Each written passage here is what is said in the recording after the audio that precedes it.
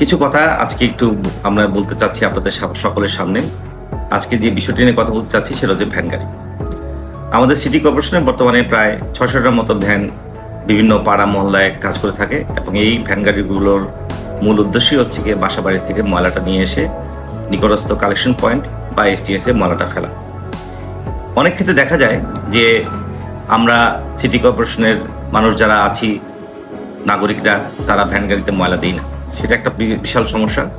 আরেকটা হচ্ছে ভ্যান গাড়িকে ময়লা দিলেও তাকে আমরা টাকা দিতে চাই না। তা আমি এই উদ্দেশ্যে একটু কথা বলতে চাই যে 3.5 টাকা করে যদি আমরা একটা লোককে দিই, যেই লোকটা আমার বাসার থেকে ময়লা নিবে, তাকে যদি ডেইলি 3.5 টাকা করে খরচ করি, আমরা অনেকেই পান সিগারেটের পেছনেই 50 থেকে 100 টাকা খরচ করি ডেইলি। সেই অর্থে 3.5 টাকা কিন্তু কোনো ক্রমেই বেশি বলে আমার কাছে মনে হয় না। 3.5 টাকা দিলেও তার কিন্তু মাসে 100 টাকার উপরে আসবে এবং সেটা সে তার জীবন নির্ভর করতে পারবে এবং সেক্ষেত্রে সে ভ্যান গাড়ি সার্ভিসটা হয়তো প্রতিদিন আপনার বাসা থেকে ময়লা নিয়ে আসবে। সেই একটা বিষয়ে আপনারা একটু যত্নবান হবেন বা একটু খেয়াল রাখবেন বা বিবেচনা করবেন।